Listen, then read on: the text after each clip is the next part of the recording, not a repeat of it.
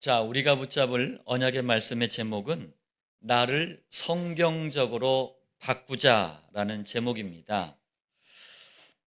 제가 말씀드리는 이분은 43년 동안 마셨던 술을 끊었습니다. 귀신 세 놈이 왔다 갔다 했는데 복음 들으면서 사라져 버렸습니다.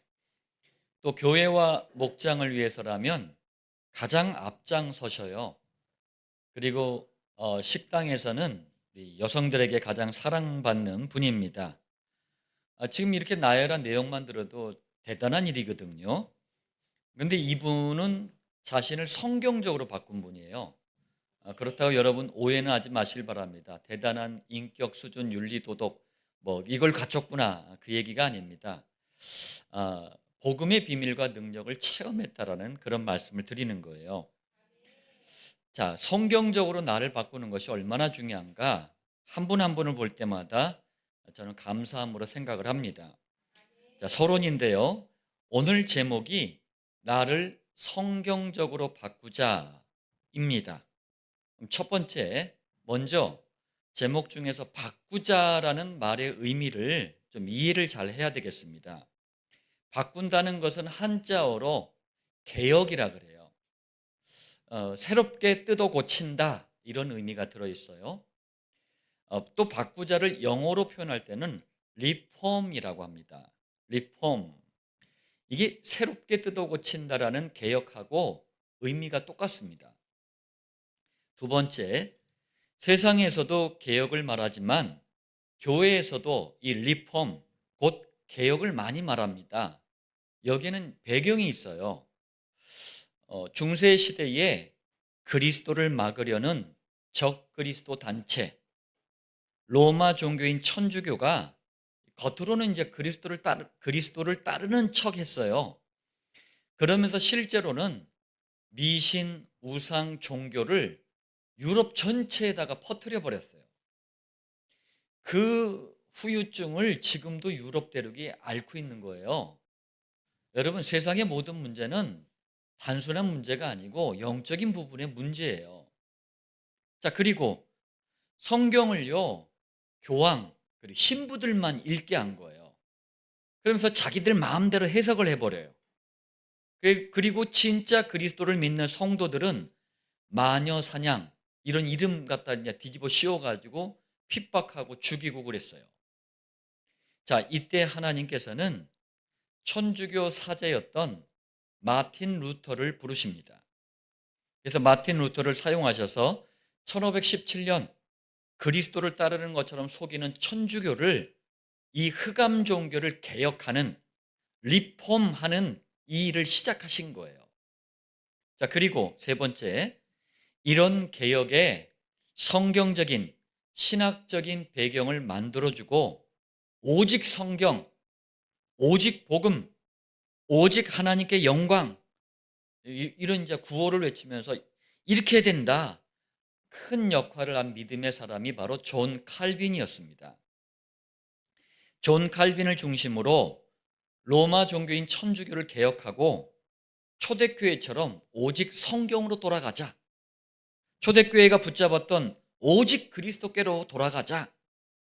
원래의 폼, 원래의 틀로 돌아가자. 이게 리폼 운동이라 그래요. 이걸 존 칼빈을 중심으로 시작을 한 거예요. 그래서 이 개혁을 종교개혁이라고 부르는 겁니다. 다시 말하면 종교개혁은요, 로마 종교인 천주교라는 잘못된 종교의 폼, 이 틀을 버리는 거예요. 그리고 초대교회처럼 오직 그리스도 복음, 오직 기도, 오직 세계복음화 이 올바른 폼으로 다시 돌아가자는 리폼 운동이 바로 이 종교개혁이에요. 지금 종교개혁이 일어나고 계산을 해봤더니 약 한 508년이 지났더라고요. 21세기 우리가 지금 이렇게 살아가고 있는데 제가 현장을 다니면서 보니까 여전히 지금도요, 교회뿐만 아니라 우리 자신을 바꾸는 성경적으로 개혁하는 리폼 운동이 필요하더라고요. 오늘 말씀을 통해서 여러분 자신들을 좀 점검하시고 다시 한번 개혁하는, 성경적으로 나를 바꾸는 은혜로 충만하시길 바랍니다. 자, 첫 번째입니다. 본론 첫 번째예요. 가장 먼저 가장 중요한 나 자신을 바꿔야 돼요. 예, 결론에 제가 말씀드리지만 나 자신을 바꾸지 않으면 아무것도 안 돼요. 예, 그럼 뭐부터 바꿔야 됩니까? 그리고 나 자신의 이 개혁이 잘 안 되는 이유는 또 뭡니까? 첫 번째입니다. 나 자신의 무엇을, 어떤 것들을 개혁해야 되는지 좀 보겠습니다. 복음, 기도, 전도 중심이다. 이러면은요, 뭘 해도 괜찮아요. 어떤 것을 해도 상관없습니다. 그런데 이게 아닌 거예요. 그러면서 세상처럼 혈연, 가족이나 친척을 말하죠. 지연, 같은 지역 출신, 학연, 같은 학교 출신, 이런 걸 중심으로 자꾸 뭉치려고 하는 거예요. 여기서 또 이익을 보려고 하고. 오해는 하지 마시길 바랍니다. 혈연, 지연, 학연이 나쁘다는 얘기가 아니에요. 성령님의 인도보다 혈연, 지연, 학연 중심으로 움직이려고 하는 그 생각을 개혁해야 된다는 얘기예요. 어느 선배 목사님이 지구가 없어져도 영원한 것 세 가지가 있대요. 이분이 그러더라고요. 고려대학교 동문회, 해병대 전후회, 그리고 호남 향후회, 영원하대요. 그러니까 우리 한국 사회가 가지고 있는 혈연, 지연, 학연의 문제를 이제 우리가 객관적으로 볼 수 있는 단어들 아닙니까? 근데 이게 전도와 선교의 장으로 활용이 되면 너무나 좋은 거예요. 근데 거의 그렇지가 않거든요. 특히 교회 안에서는 이런 게 다 무너져야 됩니다. 오직 그리스도 안에서 우리는 한 형제, 한 자매라는 사실을 꼭 기억하시길 바랍니다. 또 복음의 말씀과 통할 수 없는 인간적인 사상, 잘못된 체질, 사고방식, 이거요, 버리지 못하는 거, 이거 빨리 개혁해야 돼요. 교회 다니는 많은 사람이 하나님을 자기 사상, 자기 생각에 자꾸 끼워 맞추려고 그래요. 이걸 뭐라 그러는 줄 아세요? 내가 복음이라 그래요. 내가 복음. 여러분, 내가 어쩌고 저쩌고, 내가라는 게 없어져야 돼요. 오직 그리스도만 있어야 돼요. 교회를 다니면서도 자신을 망하게 하는 내가 복음을 빨리 개혁하시길 바랍니다. 자, 그리고 자기 머리에 의지하는 인본주의, 이 육신의 체험을 의지하는 신비주의, 행위의 잘잘못을 의지하는 율법주의, 세상이 말하는 복에만 의지하는 기복주의, 인간의 사상, 이데올로기에 의지하는 사회구원, 등등등 잘못된 신앙에 잡혀 있는 것을 빨리 개혁해야 됩니다. 자, 그리고 모든 일을 성령님의 인도보다 자신의 욕심, 그리고 동기, 고집, 자존심, 이런 걸 자꾸 앞세우는 것을 여러분 빨리 개혁하시길 바랍니다. 이런 사람들은요, 자기 마음대로 안 되면은요, 스스로 꽁 해버려요. 스스로 그냥 시험에 빠져버린다니까? 한 번은 제가 이제 제 아내이자 사모가 마음에 좀 안 들더라고. 그래서 제가 얘기했어요. 나 밥 안 먹어. 얘기했어요. 한 끼를 건너뛰었더니 얼마나 배고프던지 가서 그래서 미안하다 내가. 밥 먹었어요. 단순히 빨리 배고프니까 밥 먹으란 얘기가 아닙니다. 오래가는 갈등, 오래가는 싸움은요, 무조건 사탄의 역사예요. 나를 개혁하면 돼요. 교회뿐만 아니라 우리 자신의 인생도 하나님 마음대로 돼야 돼요. 하나님 말씀대로 되어야지 축복입니다. 내 마음대로 뭘 하려고 하지 마세요. 되지도 않아요. 자, 복음을 자꾸 놓치게 만드는 습관, 중독, 열심, 관심, 이것도요, 여러분 빨리 개혁해야 돼요. 왜 그런가요? 복음을 놓치고 붙잡은 이런 것 때문에 곧 성령님의 인도를 받지 못하기 때문에 인생 속에 문제, 위기, 어려움이 자꾸 찾아오는 거예요. 습관 중에 좋은 것도 있잖아요. 또 열심, 나쁜 건 아니잖아요. 관심. 그런데 복음을 놓치고 자꾸 이런 걸 붙잡다 보면 나중에 큰 문제가 생기는 거예요. 우리가 잘 아는 영국, 복음이 번성할 때는요, 해가 지지 않은 나라였어요. 근데 이 나라 사람들이 어느 날부턴가 축구에 미쳐, 마약에 미쳐, 동성애에 미쳐. 지금은요, 수많은 사람들이 문제와 고통의 시간표 위에 서 있습니다. 영국 하면 우리가 생각할 때 굉장히 선진국이잖아요. 하루 세 끼 못 먹어가지고 고통받는 사람들이 허다하다니까요. 나라가 이렇게 쭈그러들어 버렸어요. 두 번째입니다. 나 자신을 성경적으로 바꾸는 것은 너무 중요하잖아요. 근데 왜 개혁이 잘 안 됩니까? 왜 안 바뀌어질까요? 자꾸 다른 것으로 나를 개혁하려고 하니까 안 되는 거예요. 다른 것이 뭘까요? 여러 가지가 있는데, 자, 대부분 교인들이 은사, 능력이란 이름으로 이상한 체험을 해요. 이걸 통해서 나를 바꾸려고 그래. 그걸 신비주의라 그래요. 신비주의는 하면 할수록 영적인 문제만 더 심각해지는 거예요. 거꾸로 귀신에게 붙잡혀 버립니다. 그래서 신비주의 하는 사람들 보면 날이 갈수록 망해요. 인생 끝에 가서 딱 망해버리면 그거 어떻게 되는 겁니까? 또 많은 사람이 기독교 상담을 통해서 나를 바꾸려고 그래요. 제가 목사로서 사과드립니다. 목사들의 책임이 커요, 이 일에. 목사들이 이 짓을 다 해놓은 거예요.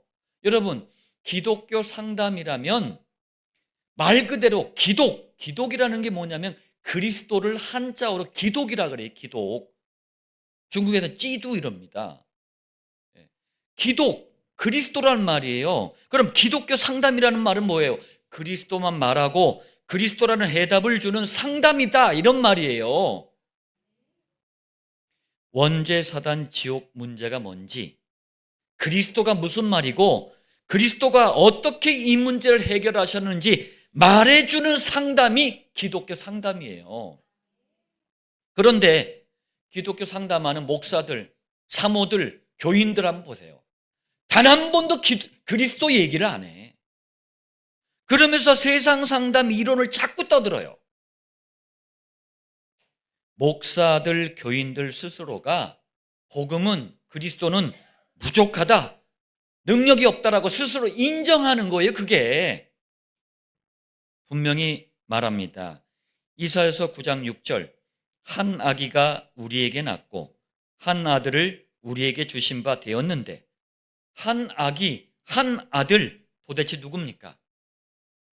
이사야 선지자가 이사야서를 통해서 예언한 이 한 아기, 한 아들이 700년 후에 직접 이 땅에 오십니다. 그분이 바로 그리스도이신 예수님이에요. 그러면서 예수님이 어떤 분인지를 또 설명합니다. 9장 6절에 그의 이름은 기묘자라. 영어 성경에 보니까 원더풀. 여러분, 우리 그리스도 제자로 깨닫고 만나고 누리면 어떻습니까? 정말 원더풀이에요.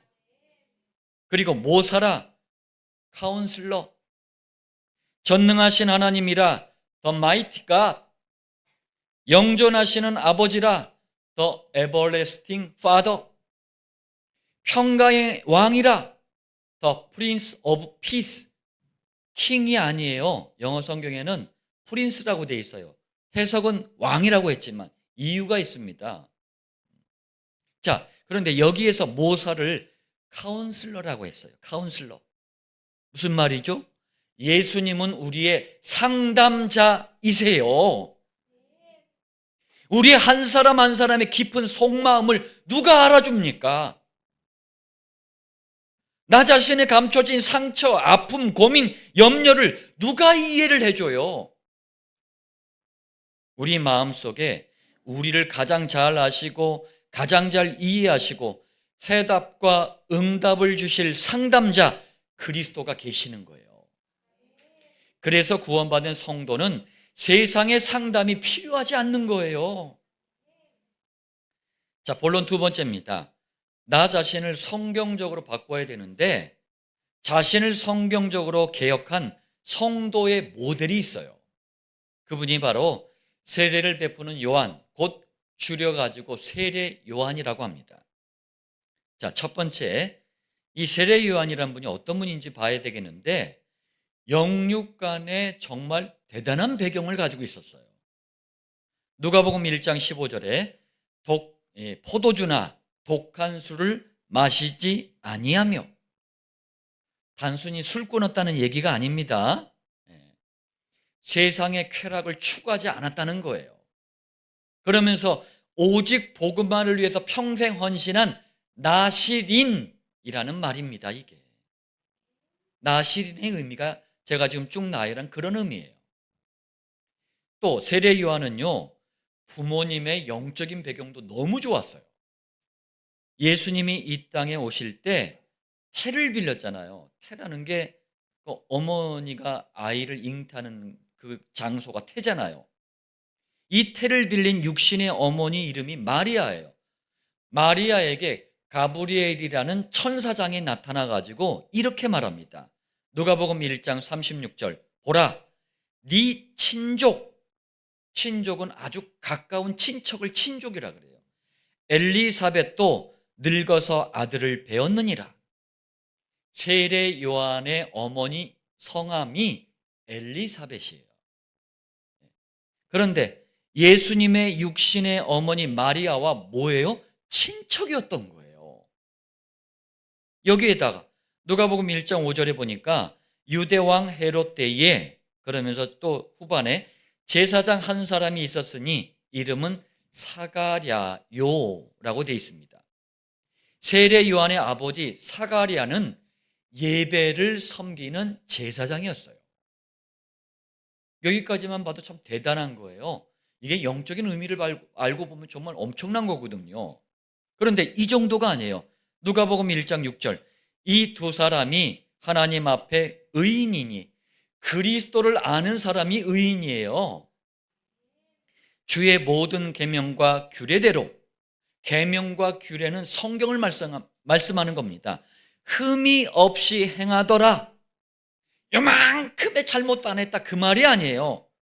그리스도의 말씀 중심으로 그리스도를 따라가는 믿음의 사람들이 바로 요한의 부모님들이었어요.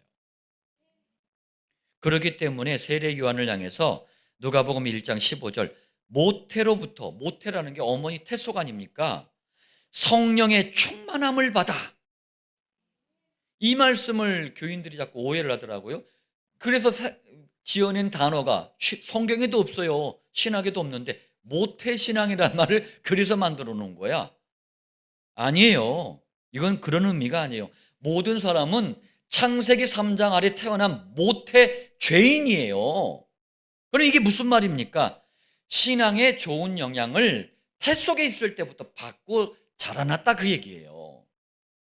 그래서 우리가 예수 믿는 남녀가 만나서 결혼도 하고 자녀들 낳는 게 그래서 중요한 거예요. 좋은 영향이 간다니까요. 아주 끝내줍니다. 자, 두 번째 보니까 세례 요한은 복음과 전도 사역도 정말 대단하게 펼쳤어요. 원죄 사단 지원 문제를 해결할 하나님의 나라가 임한다, 때가 찼다, 회개해라, 막 이렇게 외쳤거든요. 그러면서 믿는 사람들에게, 이제 믿겠다 하는 사람들에게 세례를 베풀고 많은 사람들이 따라다녔어요. 그리고 심지어는요, 따라다니는 많은 사람들이 저 세례 요한은 분명히 구약 성경에 예언된 메시아 그리스도다, 다들 이렇게 생각을 했어요. 그러니까 뭐 인기도 엄청 많았어요. 요즘 뭐 인기 있다, 뭐 지금 새 이름을 공모하는 그룹 있잖아요, 뉴진스라고. 그리고 32살인데 그 소녀 자꾸 그렇게 흉내를 내는 아이유, 뭐 아유 진짜 왜 그런지 모르겠어. 이 정도 급의 인기였어요, 지금 세례 요한이. 자, 이러니 당시에 그 교권이 종교 권력을 얘기해요. 여기에만 잡혀있던 제사장들, 바리새인들, 유대교 종교 지도자들이 긴장을 한 거예요. 왜? 자기네들 이권이 사라질까 봐. 자기네들 교권이 흔들릴까 봐. 자, 그래서 사람을 보내가지고 요한의 정체가 뭔지가 궁금하니까 알아보라고 보낸 거예요. 그게 오늘 우리가 교독했던 본문의 내용이에요. 도대체 세례 요한이 누구야 도대체? 궁금했던 거예요. 자, 이 정도라면 좀 우쭐할 만하잖아요. 우쭈쭈 할 만하잖아요. 또 자랑도 좀 해도 되잖아요. 출신 배경 끝내주지, 수많은 사람들이 따르지, 말 한마디만 해도 하나님 말씀처럼 따르지, 모든 사람의 관심의 대상이지, 조금 교만해도 되잖아요. 그러나 세 번째, 본문을 보니까 세례 요한은 자신을 성경적으로 바꾼, 성경적으로 개혁한 믿음의 사람이었어요. 요한복음 1장 19절, 유대인들이 예루살렘에서 제사장들과 레인들을 보내어 요한에게 보내어 네가 누구냐 물을 때에, 그럼 우리 같으면 어떻게 해야 돼요? 그리스도 좀 비슷한 것 같기도 하고 뭐 능력이 있는 것 같기도 하고 뭐 이래야 되잖아요. 세례 요한은 머뭇거리지를 않았어요. 아주 당당하고 분명하게 말합니다. 요한복음 1장 20절, 나는 그리스도가 아니라. 기대하고 온 사람들한테 정말 실망스러운 말을 주저함 없이 했어요. 아주 당당하게 했어요. 그러니까 사람들이 또 질문해. 요한복음 1장 21절, 네가 엘리야냐? 마지막에는요, 네가 그 선지자냐? 세례 요한이 얼마나 대단한지 알 수 있는 질문이에요, 이게. 여러분, 구약시대 성령님의 역사를 가장 많이 누렸던 사람 중에 한 사람이 누구예요? 엘리야예요. 세례 요한을 향해서 엘리야라고 물은 거예요. 또 그 선지자라 했어요. 선지자라고 하지 않고 그 선지자, 그리스도를 말하는 거예요. 우리가 기다렸던 메시아 그리스도가 바로 너냐? 이렇게 질문을 한 거예요. 얼마나 대단한 인물입니까? 우리가 세례 요한이었다면 그리스도라고 하기엔 좀 미안하니까 엘리야급 정도로 이렇게 얘기할 텐데, 요한복음 1장 21절, 나는 아니라. 마지막에도 아니라. 질문마다 실망스럽게 자꾸 아니래요. 그러자 사람들이 1장 22절, 누구냐? 우리를 보낸 이들에게 대답하게 하라. 너는 네게 대하여 무엇이라 하느냐? 무슨 말이에요? 그럼 도대체 누구냐? 우리를 보낸 사람들에게 가서 보고해야 되는데 다 아니라고 하니 너는 도대체 누구냐? 이 말이에요. 이때 진정으로 자신을 성경적으로 바꾼, 성경적으로 개혁한 요한이 이렇게 말합니다. 요한복음 1장 23절, 나는 선지자 이사야의 말과 같이. 이사야서 성경을 얘기하는 거예요. 주의 길을 곧게 하라고 광야에서 외치는 자의 소리로라. 세례 요한은요, 여호와 하나님께서 자신을 왜 부르셨는지 너무나 정확하게 알고 있었어요. 이걸 좀 설명하자면 이사야서의 언약의 말씀의 성취를 위해서 여호와께서 자신을 보냈다는 것을 알고 있었어요. 그럼 이사야서 어디에? 40장 3절이에요. 외치는 자의 소리여 이르되 너는 광야에서 여호와의 길을 예비하라. 세례 요한이 광야에서 장차 오실 그리스도가 오실 것을 외쳤거든요. 다시 말하면 세례 요한은 여호와 하나님 곧 창세기 3장 문제 해결을 위해 사람의 아들로 이 땅에 오실 그리스도를 증거하기 위해서 여호와께서 직접 나를 부르셨다는 사실을 알고 있었을 뿐만 아니라 이걸 언약으로, 약속으로 처음부터 붙잡고 있었던 거예요. 그러면서 사람들이 물으니까 이 언약이 성취됐다는 것을 말하고 있는 거예요. 모든 성도, 모든 그루터기가 이 말씀의 축복을 누리길 바랍니다.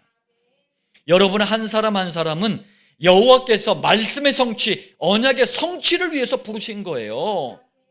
그래서 우리가 1년을 시작할 때 원단 메시지 붙잡는 거예요. 매주 첫날을 시작할 땐 주일 강단 말씀을 붙잡는 거예요. 이 속에서 여러분들이 왜 부르셨는지 찾아내야 되는 거예요. 이걸 못 찾으니까 자꾸 흔들리는 거예요. 세례 요한은 그리스도를 위하여 그리스도만 남도록 그리스도만 영광받도록 자신을 어느 정도로 낮췄느냐 한번 볼까요? 자기를요 사람, 인간, 사람이라고 하지를 않았어요. 나는 그냥 소리다, 소리일 뿐이다. 이 소리. 무슨 말이에요? 그리스도 앞에선 그냥 잠깐 있다가 순식간에 사라지는 소리라고 표현을 했어요. 이 정도가 아닙니다. 요한복음 1장 27절 내 뒤에 오시는 그이라. 무슨 말이죠? 예수님을 향해 구약시대 이사야 선지자가 예언한 그리스도 메시아라고 표현한 거예요. 그 선지자, 그이가 바로 예수님이다. 다만 세례 요한이 사람의 아들로 먼저 태어났기 때문에 이런 표현을 쓴 것뿐입니다. 자, 그러면서 1장 27절 나는 그의 신발끈을 풀기도 감당하지 못하겠노라. 당시 유대인들은요 귀한 손님이 오면은 집안에서 가장 비천한 종이 있어요. 가장 천한 노예가 있어요. 이 노예를 시켜가지고 그 손님의 신발은 그쪽 지역의 신발은 샌들이에요. 샌들을 갖다가 먼지가 가득 묻고 때가 묻은 샌들을 벗기게 하고 발을 닦아줘요. 이 비천한 노예를 세족노라 그래요. 발을 닦아주는 노예란 뜻이에요. 세례 요한은 세상 사람들이 볼 때는 어마어마했잖아요. 그런데 그리스도 앞에서는 세종노보다도 나는 더 못하다. 세례 요한이 그리스도를 얼마나 잘 깨달았는지를 보세요.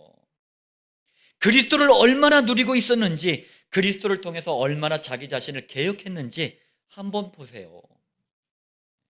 우리가 그리스도 앞에서 일해야 돼요. 본론 세 번째입니다. 그래서 여러분 반드시 응답받기를 바랍니다. 첫 번째, 먼저 나를 성경적으로 바꾼다 의미를 한번 더 복음적으로 좀 정리를 해보겠습니다. 세례 요한처럼 그리스도로 충만해지는 거예요. 그리스도로 충만해야 참 행복을 알게 됩니다.